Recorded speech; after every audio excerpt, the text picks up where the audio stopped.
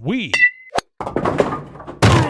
are Rogue Media Sports. There are any number of reasons you might consider selling your home. To move closer to family, live within a smaller budget, or just wanting a change of scenery. Whatever your reasons, having to figure out all the various housing market trends in your area may not be what you signed up for. That's where an agent who is a realtor comes in. Realtors have the expertise to help you find the right price and navigate the process to sell your home in a way that's right for you. That's who we are. Realtors are members of the National Association of Realtors. You haven't heard about the McCrispy yet? Well, then, you probably haven't heard the sweet silence after the first crispy bite either.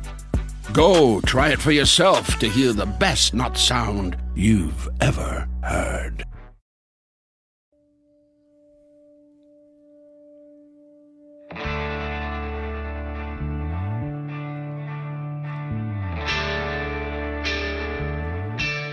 And it is the Doomsday podcast, an emergency episode that we've put together today. Ed Werder, who was, thought he was just sort of vacationing and spending time in Colorado, his birthplace. He was called into action today, and we are at the Frito Nation Productions, coming to you from far North Dallas, with the news today that Jason Witten is returning to the Cowboys. Various reports have the deal at $5 million for 1 year. Not bad money if you can get it. And Cowboys have found a way to bring back Jason Witten. So many different ways to go with this. We even heard reports, Ed, that Jason Witten was maybe wanting to come back, and who knows if Garrett was part of this. But during the season, we all know that he struggled at Monday Night Football and had tremendous blowback. And as you know, Ed, folks are not always kind on Twitter, so they were pretty tough on him. But Ed, just initially, I know you've been working the phones like crazy, as you always do. What have you been able to gather in terms of the reaction around the league to Jason Witten leaving the Monday Night Football booth to return to the Dallas Cowboys?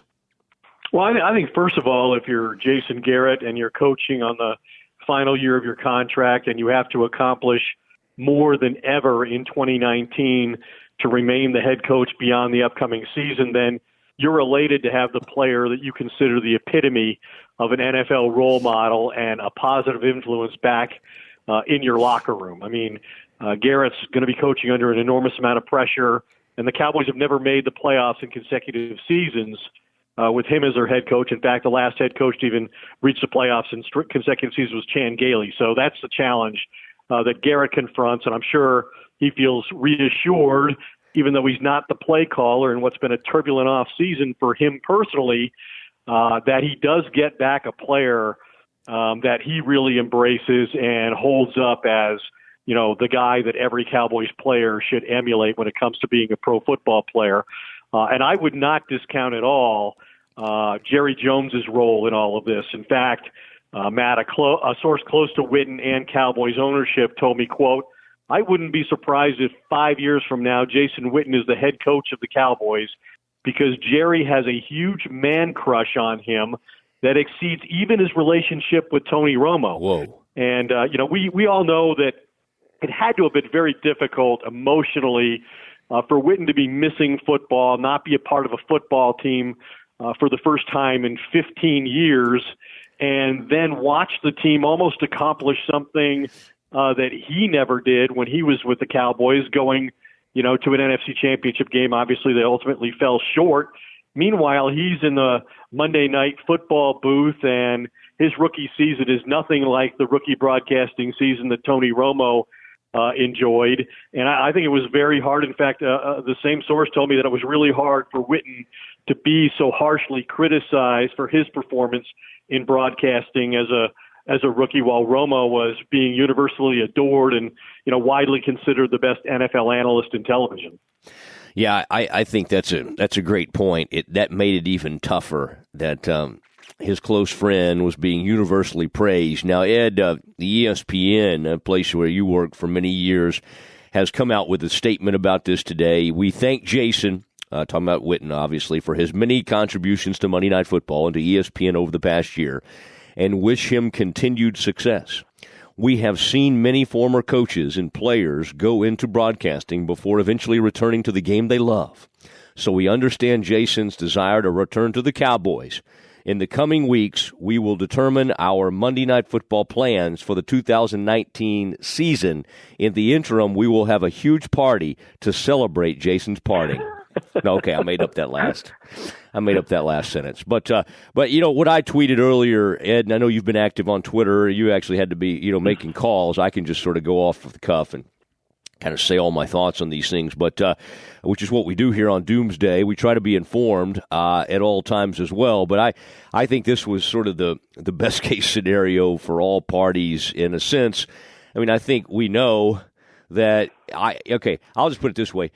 I do believe he probably retired about a year before he really truly wanted to. It was an incredible opportunity at Monday Night Football, and he felt like he had to take it, and there was some thought that, well, Tony's had this success, so maybe I should go do this too.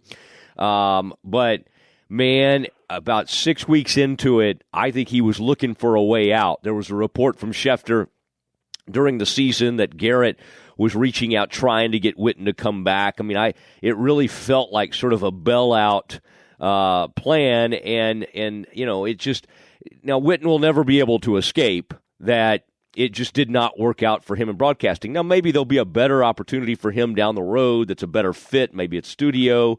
I mean, the guy's he's a great-looking dude who might have a better presence in a studio atmosphere or that deal than a booth. It just wasn't working for him. So, ESPN gets out of this contract, whatever kind of contract they did with him, and then they can go, I would think, they won't make the same mistake twice, and they'll, instead of trying to copy, let's try to do something like Romo, it worked for CBS, they'll have the good sense, I would think, Ed, to go with a more seasoned analyst, and who knows, I don't know if maybe they'll go with a two-man booth, but they'll, I assume Booger, who knows, this really frees them up, honestly, to revisit the entire booth and decide what they want to do. I don't think in any way that Witten was forced out by ESPN.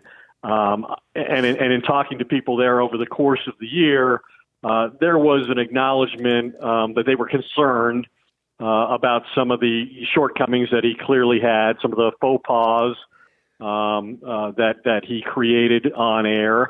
I think there also should be a recognition that he was put in a very difficult situation as somebody, as you said. I think he started his second career early because of the opportunity and the fact that his friend Romo had moved so effortlessly from playing football to broadcasting it, that it appealed to him that he could possibly do the same.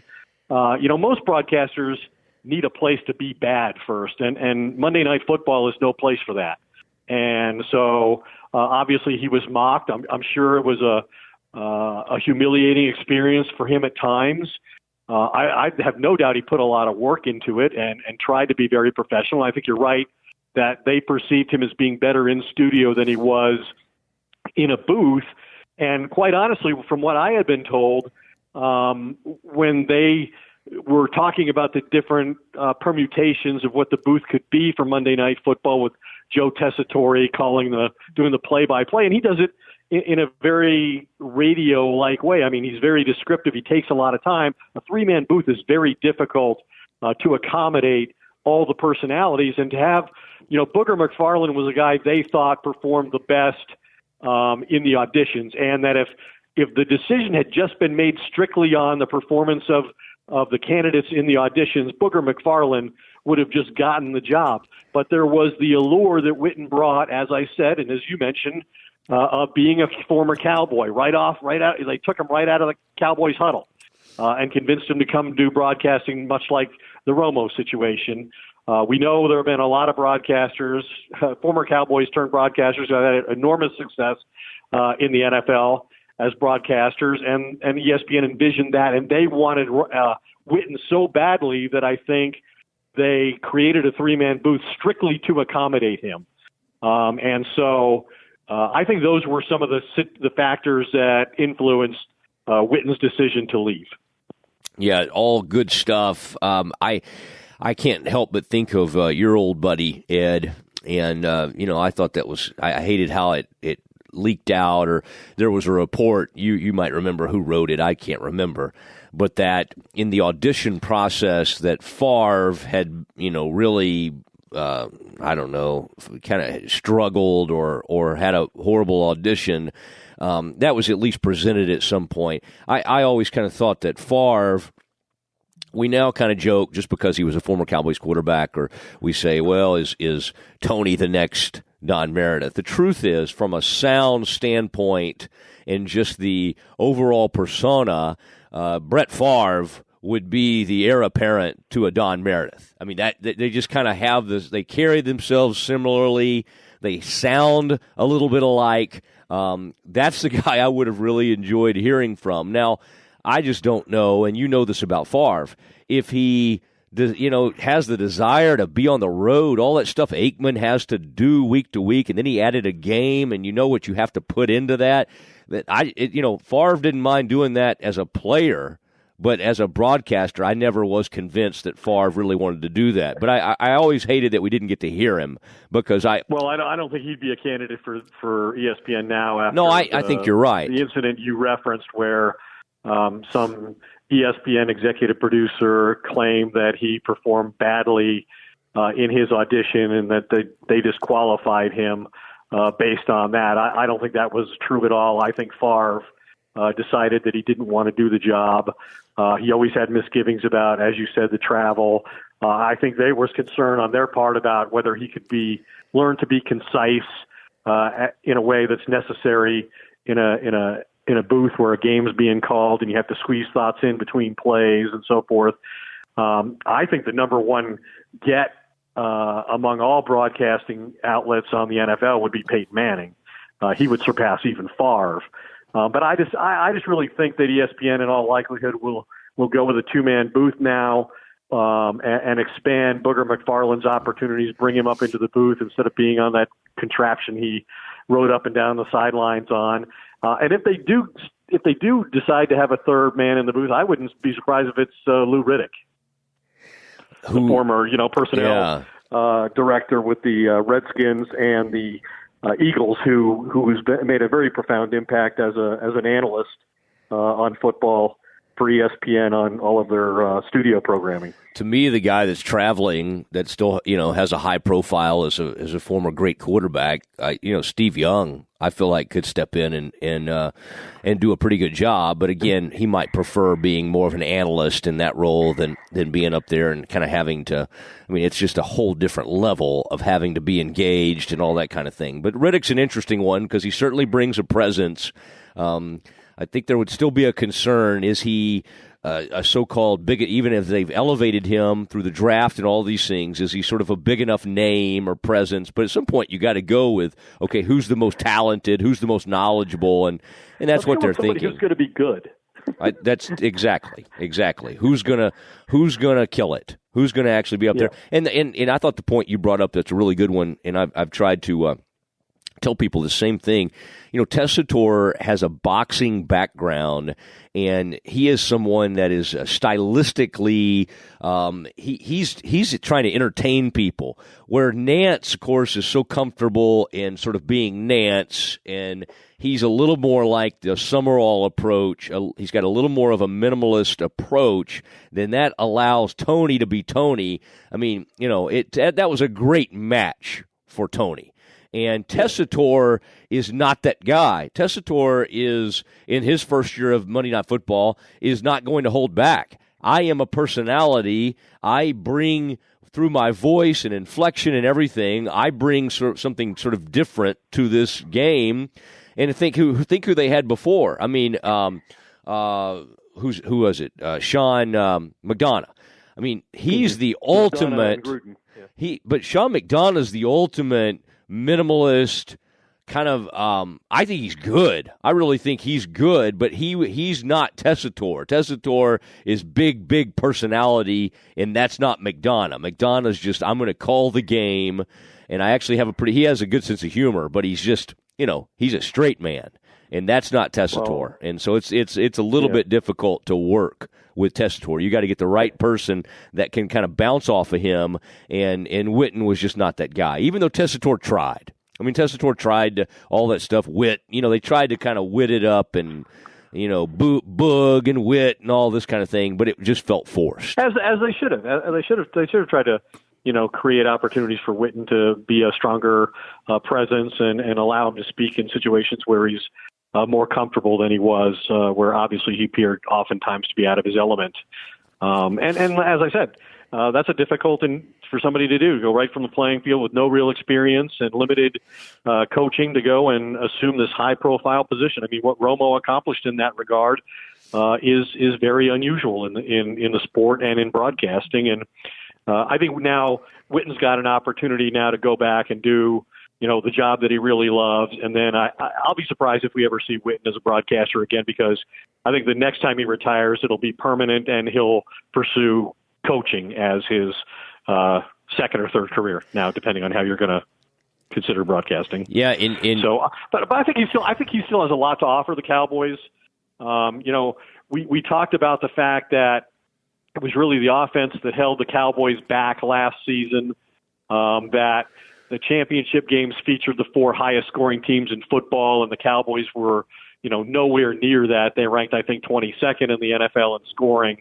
And how could they possibly improve enough to go further in the postseason? And I think the way to do that is to be better in the red zone than they were last year. And I think that is one of the 3 areas where I think Witten represents still the most promise, even though he's going to be, 36 years old? 37. I think he's 37 years old. He's still a very competent red zone target. I think you'll help him on third downs. I think you'll help him in the run game as a blocker who can capture the edge and let Ezekiel Elliott get outside.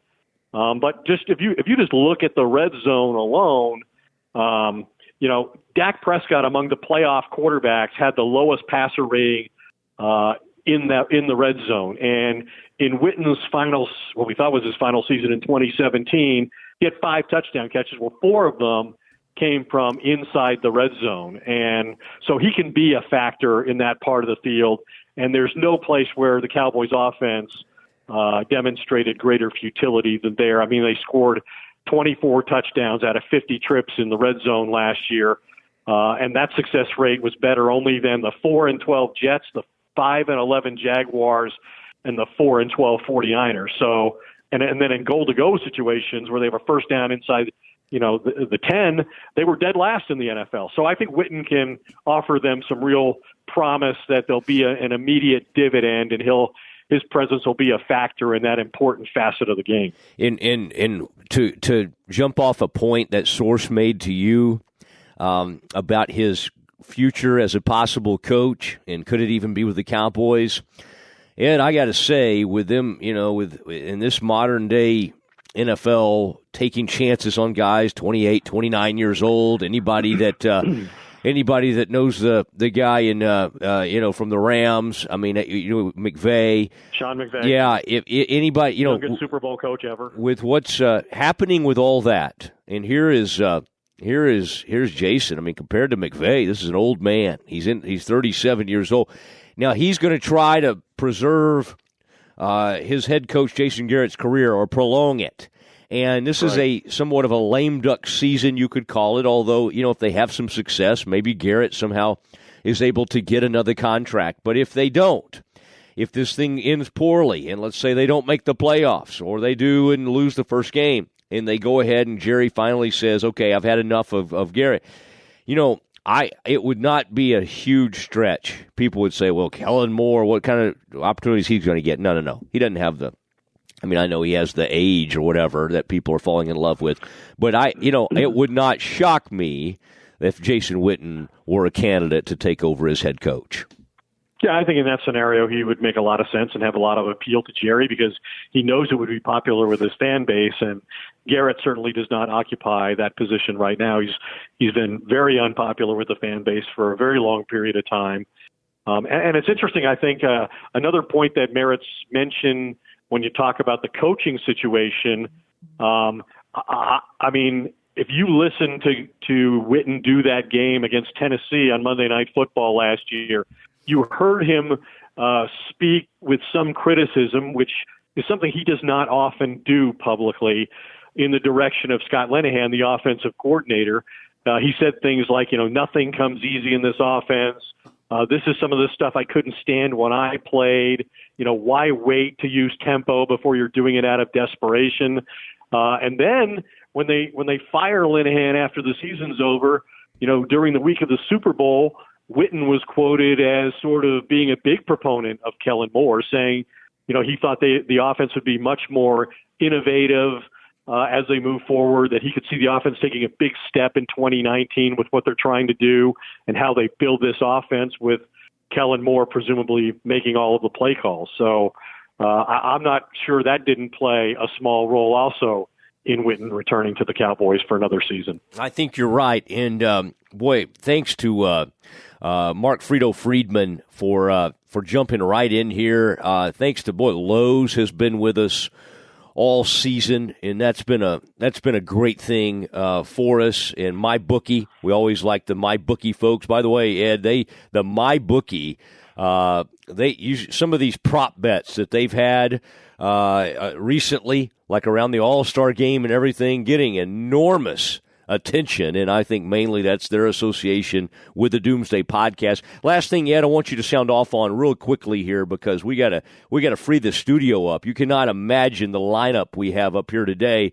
But this Gregory thing, I know you wanted to sound off on this. I mean, Irving, he's gone. The guy announced that he's not a role model, which I don't think he really needed to clarify that for us. But Randy Gregory, that's a more interesting story because he has been productive in his time on the field. He's missed a lot of games. It appears that he has now been suspended again. You can view this. I think this would be count as kind of his third strike. I don't know, Ed, from the folks you've talked to, how long do you think he could be out this time, and do you think we'll see Gregory back on the field with the Cowboys at some point? Well, I don't think we know all the particulars of what inspired this most recent violation of the substance abuse program by Randy Gregory and violated the terms of his reinstatement, which we all know was granted, just last year. We were there at training camp when he was taking his first snaps and speaking for the first time. And I remember at the time, Mike Ornstein, the former Raider executive who was a significant member of Gregory's reinstatement team, and it was really his influence that got Gregory a direct meeting with Commissioner Roger Goodell. And Ornstein said that one issue for the players who have substance abuse problems and potentially mental illness issues like Randy Gregory, he said the league tends to treat them like bad guys instead of guys with diseases. And I guess that's a fair criticism to some degree, but I also think, the NFL does an awful lot and provides an awful lot of educational opportunities and counseling and actually mandates that, makes it a precondition of a player in Gregory's circumstance to return to playing in the NFL, and they monitor them very carefully. And so ultimately, in my mind, it's up to the player to take responsibility for the decisions that he makes. Whether you think this is a disease or you don't, ultimately the responsibility for doing the right thing falls upon the player. And all too often, Randy Gregory and David Irving have not made the right decision, and that's hurt their team. And I guess it's not so much a surprise that the Cowboys are standing behind Gregory because he's still playing on his rookie contract, so he's relatively inexpensive. They invested a second-round pick in him, and he's shown just enough potential to be an elite pass rusher when he does play.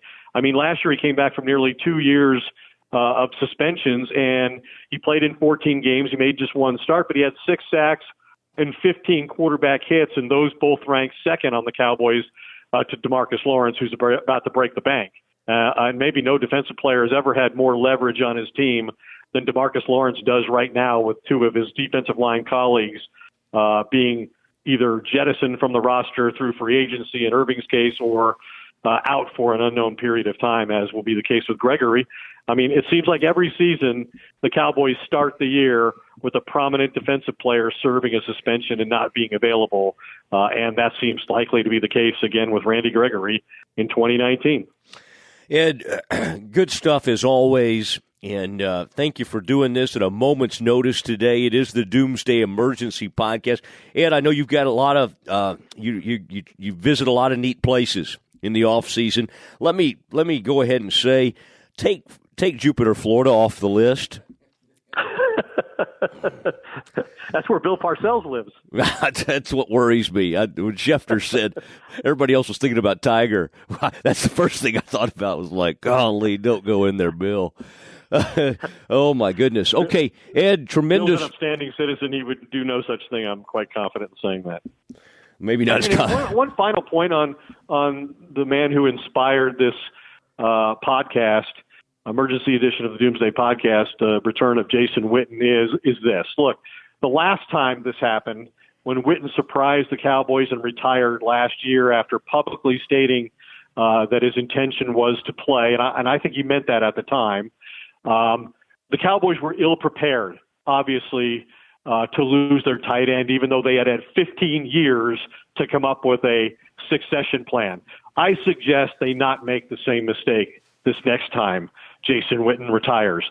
Therefore, I believe that drafting a tight end should remain a priority in this upcoming draft, especially since it's considered a position where there are considerable numbers of high-quality players. Boy, yeah, amen to that. You know, they failed in a lot of areas in trying to draft these tight ends, but this is not the time. Just because your comfort blanket is back, you get your whoopee back. This is not a time to stop looking at tight ends. Even look at one in the second round, which is going to be their first pick, likely in this draft, unless they're able to move up or something like that. Combine going on, but of course the Cowboys upstage everything with the return of Jason Witten and the return of the Doomsday Podcast. Ed, thanks for being a part of this. Appreciate everything you do, and we will talk to you soon. Mark Friedel-Friedman, thank you for making this happen at a moment's notice. Good night, everybody.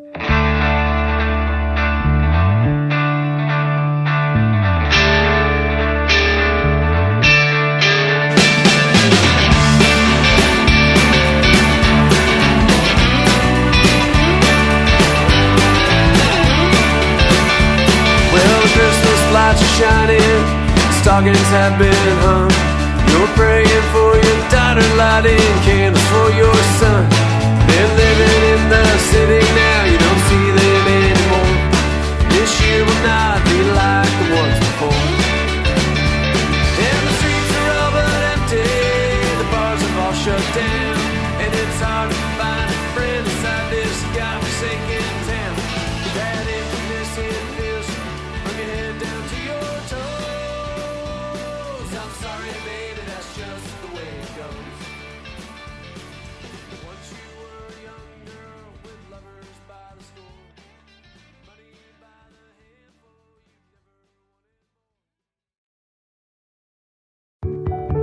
A lot can happen between falling in love with a house online and owning it, between imagining living there and breathing in your new home for the first time. Having an advocate who can help you navigate the complex world of financing, inspections, negotiating, analyzing the market, and talking through any anxieties that may pop up, that can make all the difference.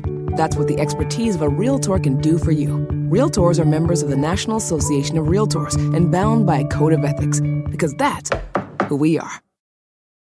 Hey, it's Mark Goodman. And I'm Alan Light. On today's podcast, Record Store Day founder Carrie Colleton is joining us to discuss the April 20th RSD special releases. Plus, we'll talk live with our audience, the Sound Up Pod Squad, and find out who still listens to vinyl. And some updates from the Beatles universe. Oh, good. Sound Up with Mark Goodman and Alan Light, the only music podcast that matters. Get it on Pandora, Spotify, Apple Podcasts, or wherever you get your podcasts.